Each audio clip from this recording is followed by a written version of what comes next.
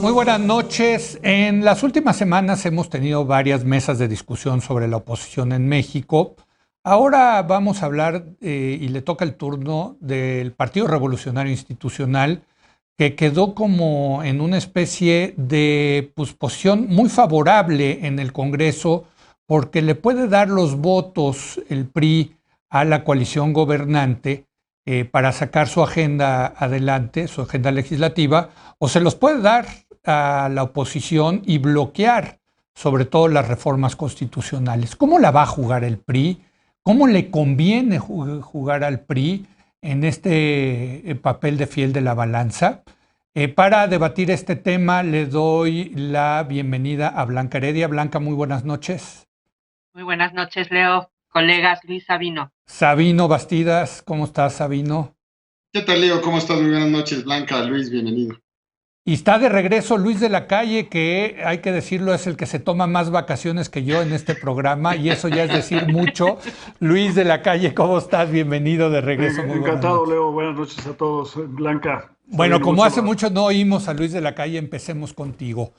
¿Cómo ves tú la posición del PRI? Es una posición muy favorable para negociar políticamente. Se puede ir con la oposición, se puede ir con el gobierno. Puede hacer ambas cosas, de hecho. Bueno, no tienes que hacer todos los votos en un sentido, ¿no? Puedes tener votos diferenciados en algunos casos con el gobierno y en algunos casos en contra del gobierno. Ya lo vimos, de hecho, en las últimas semanas, ¿no? Sí. El PRI ha tenido votos favorables a las iniciativas del presidente López Obrador. Yo creo que el PRI tiene que pensar más bien en el largo plazo, ¿no? ¿Dónde quiere estar en 2024 y posteriormente, ¿no? Y no solamente su relación en el Congreso, sino también en los ejecutivos, ¿no? O sea, hay elecciones muy importantes el año que entra. La probabilidad que el año que entra el PRI pierda Oaxaca e Hidalgo no es baja. No. Y después viene la elección mucho más importante, el Estado de México en 23 y el Estado de Coahuila, que ha sido un estado muy priista, ¿no? Pues no es imposible pensar que lleguemos al final del sexenio con el PRI habiendo perdido básicamente a los gobiernos estatales que eran su base de fuerza presencial en México en los últimos años, ¿no? Entonces, el PRI necesita pensarse en una redefinición. Yo creo que si el PRI se alía con Morena indefectiblemente, sin variación, y es un fiel soldado de Morena, va a perder importancia de una manera acelerada y probablemente inevitable, ¿no? Entonces el PRI tiene que ser, creo, una oposición inteligente, y en algunos casos efectivamente apoyar al presidente, y en otros casos ir en contra de ellos, y sobre todo tratar de diseñar, encontrar cuáles son las fuerzas reales del PRI para recuperar su posicionamiento como partido político. Y creo que sus fuerzas quizás sean tres. Una es una marca, es una marca que tiene obviamente negativos, pero es una marca que tiene un amplio reconocimiento en México y que tiene una tradición, etcétera. Y que puede presumir de ciertas cosas que ha hecho en el pasado. También. En segundo lugar, creo que el PRI, la fortaleza del PRI venía de que tenía cuadros de gente capaz. Y desgraciadamente para el PRI, en el gobierno de Enrique Peña Nieto, en el que ofreció que regresaban los que sí sabían gobernar, pues resultaron no muy eficaces en esa tarea, pero el PRI lo que tiene que hacer es conseguir capital humano de gente capaz, comprometida, que le permita rehacer su estructura, ¿no? Y finalmente el PRI necesita también reinventarse, y para reinventarse necesita proponer un esquema, un modelo de país que ellos quisieran vender a los mexicanos en un proceso, digamos, de modernización del PRI, pero también de modernización del país, que se diferencie tanto del modelo del presidente López Obrador en Morena como del modelo del centro derecha del PAN, que son, digamos, serían sus principales competencias. Sabino. Mira, Leo, en primer lugar, hace algunas semanas cuando platicábamos de este tema, me preguntaste por el PRI y te dije que el PRI era el nuevo Partido Verde Mexicano. Yo creo que juega ese rol en el Congreso. Efectivamente, es un partido bisagra que tiene los votos necesarios para regalarle al presidente las votaciones necesarias. Efectivamente, no va a ser una votación homogénea, el PRI no vota así, tendrá estrategias y tácticas parlamentarias en las que votará de manera diferenciada. Pero aquí lo que estamos viendo es un vaciamiento del PRI. El PRI pasa de un partido hegemónico, partido de Estado, un partido más o menos competitivo que tiene la capacidad de regresar al poder, ahora a convertirse en un partido bisagra que puede desvanecerse o convertirse en un partido marginal. Efectivamente, los números no son buenos. Es el momento en donde el PRI tiene menos y con riesgo de perder lo poco que tiene en términos territoriales. 71 diputados y 13 senadores es poco, pero es suficiente para López Obrador para ir construyendo sus mayorías. ¿Qué le pasó al PRI? Al PRI le pasó, un poco complementando lo que veíamos la semana pasada, cuando el PRI se mueve de Miguel de la Madrid a Ernesto Zedillo, se mueve a la derecha. Hablábamos de cómo el PRI lleva a cabo la agenda cultural del PAN. Sí. Bueno, ahora nos toca analizar la otra parte. La otra parte es que dejó un espacio vacío en su parte popular, revolucionaria, en su contacto con la sociedad, esa agenda de lo social. Ese choque se dio en el PRI de manera permanente, tuvo una expresión en el 86, cuando Cárdenas y Muñoz Ledo salen del PRI, y tiene una saga. A lo largo de la historia el PRI ha tenido dos PRIs, un PRI liberal, tecnocrático, de gobierno, que llevó a cabo esa agenda, y un PRI nacionalista, muy estatista, nacional revolucionario, que transige muy bien con López Obrador. Para entender el López Obradorismo hay que entender esta saga, esta transición. Claro. Es la genealogía de López Obrador, pasa por esta fractura, por este choque. Son los pleitos que estamos viendo hoy, y yo creo que tenemos que revisitar esa historia para entenderlo. Pero lo que sí es un hecho es que hay un vaciamiento de esa izquierda, y ese espacio lo ocupó López Obrador. Lo ocupó Cárdenas en su momento, lo ocupó López Obrador, no lo ha reconstruido nadie. El PRD está vacío en términos del espectro ideológico, y no hay una oferta política más o menos sensata para tratar de ocupar ese espacio. Pero entonces, en ese sentido, Sabino, ya están ocupados los dos espacios, en la izquierda por Morena y en la derecha por el PAN. Sí, pero el PRI tiene que tomar una definición de en dónde está. Tiene que tomar la definición si va a ocupar un centro socialdemócrata, un centro más liberal, más hacia la derecha, si va a ser un partido de nicho, como lo fue el Partido Verde Ecologista. O sea, es parte de las definiciones. Hoy tienes un partido político con una dirigencia que perdió todo y no ha podido irse. Tienes un partido político que está prácticamente en poder de 10 familias dentro del PRI. Es un partido que ha abandonado a la militancia, que no tiene una agenda ideológica y que no ha propuesto nada. Es relativamente fácil que el presidente de la República lo coopte en los asuntos clave que le importe. No olvidemos tres datos. Sí. No olvidemos que Moreira, en una negociación con Morena, es hoy presidente de la Jucopa. No olvidemos la votación de la ley de la Armada, en donde el PRI ya votó en los temas de militarización que tanto ruido hicieron, ya acompañó, y eso desfonda la idea, como aquí lo platicamos, de la alianza Va por México. Evidentemente, esa alianza antinatural tenía este efecto. Y para corolario, pues la incorporación de cuadros priistas como exgobernadores a la administración, a los más altos cargos, aunque eso tenga otra agenda, no deja de ser parte de lo contrario de lo que decía ahorita Luis de la Calle. Sí. Efectivamente, necesitan cuadros y los están perdiendo, producto del reclutamiento del propio presidente López Obrador. López Obrador está capturando al PRI. Bueno, y Blanca y el PRI se deja capturar porque siempre a los priistas les gusta estar cerca del poder. Esa es su cultura política, ¿no? Ese es su ADN. Exactamente, ¿no? Ese es su ADN que por cierto, comparten con buena parte de los políticos mexicanos. En algún sentido, todos somos priistas, ¿no?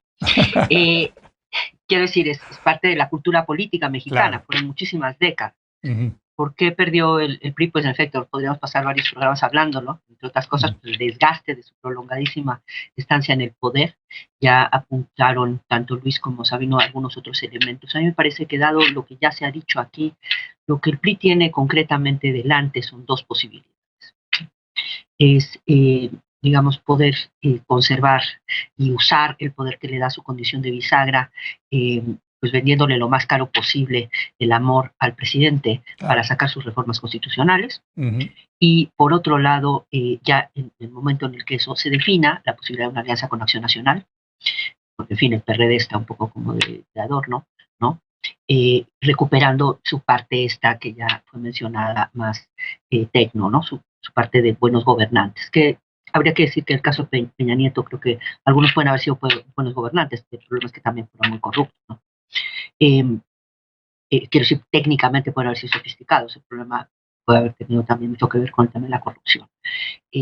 Una de las cosas que yo creo que conserva el PRI en algunos estados de la República, y que no es una cosa menor, Estado de México, Oaxaca, Hidalgo, algunas entidades, Coahuila, es que sigue teniendo presencia territorial. Sí. Y creo que eso es algo que habría que ver qué tanto puede, digamos, seguir fortaleciendo, al menos no perdiendo y reclutando nuevos cuadros. Y operación política, ¿no?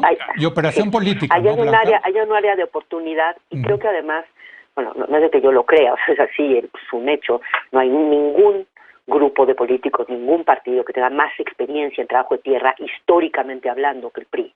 Entonces me parece que apostarle un poco al trabajo de tierra, a lo mejor ya no a nivel nacional, pues no le alcanza, pero sí en algunas entidades podría ser una buena estrategia. Creo que el problema de fondo con respecto a qué va a pasar con el PRI tiene que ver con la disciplina partidaria. El cemento históricamente del PRI fue siempre el poder y el futuro, el poder sobre el futuro, el poder sobre el futuro de los diferentes integrantes. Entonces, pues todos se alineaban porque sabían que si yo me alineaba con mi jefe, entonces ese jefe me iba a recomendar para una siguiente posición y así. Y si no me alineaba, pues ya no me iban a recomendar para esa posición o incluso me podían hacer la vida difícil. Desafortunadamente para los priistas ya no controlan la llave del futuro de sus integrantes. Y por eso hemos estado viendo, no de ahora, ya de hace mucho tiempo, pues la salida de muchos priistas, ya sea formalmente a Morena o a otros partidos, en particular a Morena, pero también el que algunos de sus cuadros se van a trabajar a gobiernos encabezados por otros partidos. A tal punto esto es así que el año pasado el Partido Revolucionario Institucional impulsó un cambio en sus estatutos justamente para que si yo priista me quería ir a trabajar contigo, Leo, que eres panista, pues yo tenía que pedirle permiso, tengo que pedirle ahora permiso al Consejo Político Nacional para hacerlo.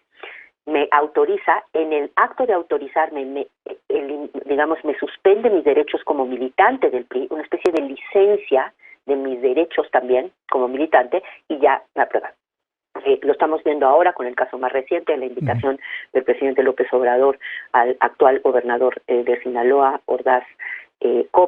Quirino Ordaz Coppel, para que se integre a su gobierno como embajador de México en España, y pues hasta donde tenemos noticia, el gobernador no ha solicitado esta especie de licencia, llamémosle así, al Consejo Político Nacional del PRI. En caso de que no lo solicitara, y ya lo dijo el dirigente nacional del PRI, si no lo solicita y simplemente acepta el cargo, será expulsado del PRI. Suena como un esfuerzo un tanto limitado, pero al mismo tiempo sí nos habla de la preocupación real que existe dentro del priismo, de la dificultad que tienen ya para controlar a su gente, porque no tienen que históricamente les permitió mantener la cohesión y la disciplina partidaria.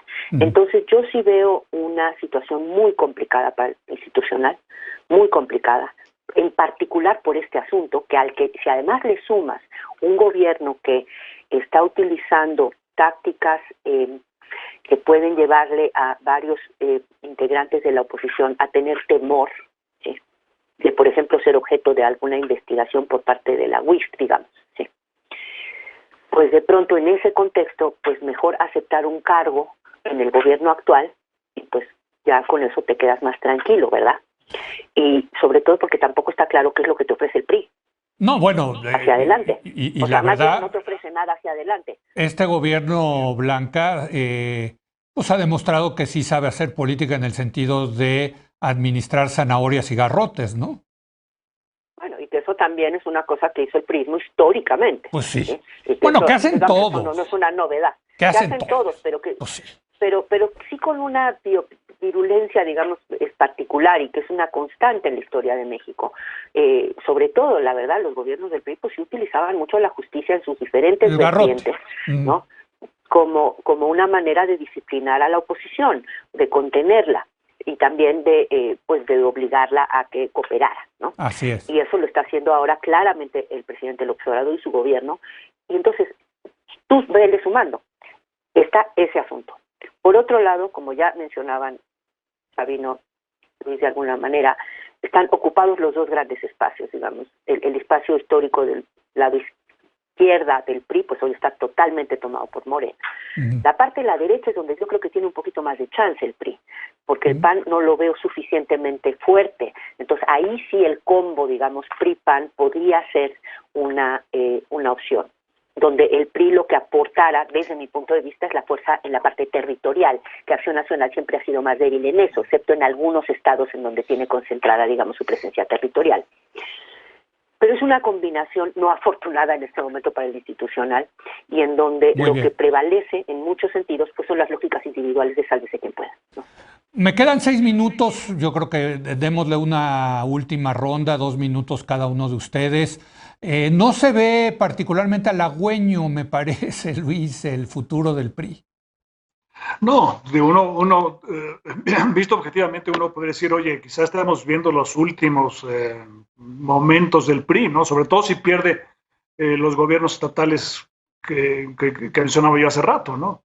Es posible que el PRI se desvanezca, que se convierta en un partido marginal, y una vez que sea un partido marginal, pues ya no importa. Y si como tú implicabas un poco, Leo, o sea, México se mueve a un sistema un poco más bipartidista, pues ya quedaría como un espacio que podría ser bisagra en algunas cosas, pero sería un partido realmente marginal y sin ninguna presencia territorial importante, porque ha perdido no solamente los gobiernos estatales, sino también las presidencias municipales en muchos lugares, ¿no? Ahora, yo creo que no hay que subestimar el valor de las marcas, ¿no? Lo hemos visto en otros países donde ha habido efectivamente un rechazo a los partidos políticos, ¿no? En Francia, por ejemplo, Macron ganó y los partidos políticos de tanto los socialistas como los republicanos quedaron decimados, pero bueno, ahora viene una elección el año que entra y hay posibilidades que estos partidos tengan un cierto renacimiento, ¿no? O sea, no es imposible que en algunos años, dependiendo sobre todo qué pase con Morena, o sea, yo creo que lo que decía muy atinadamente Blanca, si el PRI se posiciona un poco más al centro izquierdo o centro derecha, en el pasado cuando el PRI estaba en el poder, la tenía muy fácil porque su gran virtud era su flexibilidad ideológica. El PRI podía ser al mismo tiempo un partido de derecha, con gente de derecha, y un partido de izquierda, y tener algún día un presidente un poquito más inclinado para un lado y para el otro, ¿no? O sea, la indefinición ideológica era una de sus grandes virtudes. Creo que ahora eso le va a costar un poco más trabajo y es necesario que tenga quizá una definición. Pero esa definición dependerá también del éxito que tengan tanto el PAN en el centro derecha o en la derecha, como Morena en la izquierda y en el posible desarrollo de Morena como un partido realmente socialdemócrata. Yo creo que, como decía Sabino, en la socialdemocracia quizá el PRI tenga una beta ideológica que podría tratar de explotar. Claro, eso es interesante, Sabino, porque bien a bien nunca ha habido un partido socialdemócrata en México. Eso es a lo que le está apostando, por cierto, Movimiento Ciudadano. Sí, efectivamente, el gran espacio pendiente es la socialdemocracia. El problema es que las veces que hemos tenido socialdemocracia en México y ha demostrado tener una votación del 1-2%. O sea, todas las experiencias no han llegado porque no tienen base social, y creo que ahora no debemos de suponer que el PRI tendría una base social. Lo que ha perdido es precisamente eso. Lo que ha perdido es operación. La manera de operar del PRI es con dinero. Y ya llevaba muchas derrotas encima y quedar en tercer lugar en la presidencial anterior. Está en una condición, y sobre todo, apuntando el tema de la marca, yo creo por el contrario que la marca está muy deteriorada, que la marca está desprestigiada, y el 50-60% de los mexicanos siguen asociando la marca PRI a un tema de corrupción. Ya era un tema viejo, hace 30 años, y ahora se ha agudizado con la administración de Enrique Peña Nieto. El chantaje que tiene el gobierno sobre los legisladores consigue voto por voto y expediente por expediente. No tiene más que echarles la carrocería de la Fiscalía, del SAT, de la Unidad de Inteligencia Financiera, 3-4 notas y consigues los votos que quieres, y está capturado por un tema de chantaje, por un tema de desprestigio. El problema del PRI es que es una tía rica venida a menos. Ya no le queda nada de su vieja fortuna a la tía rica, se le queda el nombre ahí más o menos y un poco el abolengo, pero eso no le da para reconstruir la fortuna ni reconstruir. El problema es que esto era un juego democrático. Pero a ver, pero Sabino, desde que yo tengo recuerdo, desde que estudiaba en la universidad, al PRI ya lo estaban cafeteando, ¿no? Ya ahora sí se va a morir el PRI, ahora ya no tiene futuro. Y la tía Rica, pues, lleva 30, 40 años y no se muere, mano. Sí, los muertos que vos matáis luego gozan de cabal salud, pero el punto es que ahora el fenómeno es distinto, porque el grupo aquel priista que perdió en el 86, esa genealogía, esa historia, se acompañó de la izquierda y se acompañó de muchos otros movimientos y llegó a la presidencia de la República con un líder social de proporciones no vistas. O sea, no habíamos visto, de alguna forma, aquella genealogía está en el poder. Y llegó al poder sin el PRI, sin la marca PRI. Llegó al poder contra la marca PRI. Los Bartlett del mundo, ¿no? Perdón, tengo que pasarle la palabra a Blanca porque se me termina el tiempo. 2 minutos, Blanca. Con respecto a la marca, a mí me gustaría, no sé, ver los números, o sea, están los números de las elecciones, pero estaría padre ver un análisis de marca, porque la verdad es que me convencen por un lado los argumentos de Luis y por otro lado también me convencen los de Sabino. Y creo que estaría bueno, supongo que en el PRI lo estarán haciendo, ¿no? A ver qué tanto peso todavía y futuro tiene la marca, sobre todo desde el punto de vista, insisto, territorial y con las mujeres. A mí me parece que ahí hay un área de oportunidad interesante, sobre todo porque con las mujeres a Andrés Manuel le va menos bien. Y por otro lado, la socialdemocracia a mí me parece que está súper bien y a mí me encantaría que hubiera un partido socialdemócrata, pero pues, no lo veo. Así como no lo hubo en el PRI histórico porque ese espacio está ocupado por el PRI, hoy está ocupado por Morena, sinceramente no veo ninguna posibilidad. Morena es una socialdemocracia. Mira, ya me diste una idea para un buen debate, por cierto. Quiero decir, está del lado izquierdo, digamos, sí. Y en el lado nacional, revolucionario, popular, como lo quieras poner, ¿sí? Más del lado popular, y en ese sentido creo que tiene copado la posible base social de un partido socialdemócrata fuerte, grande.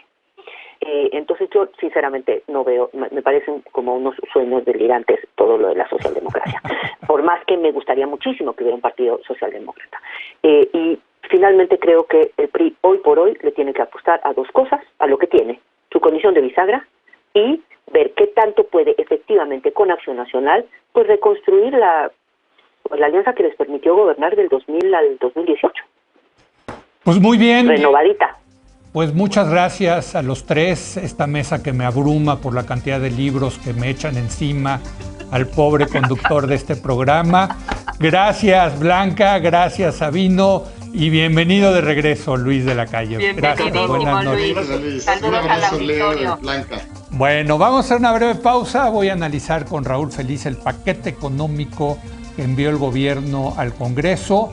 Vamos a ver qué podemos esperar de este paquete económico, los impuestos, ingresos, gastos, inversión, etcétera. Regresamos.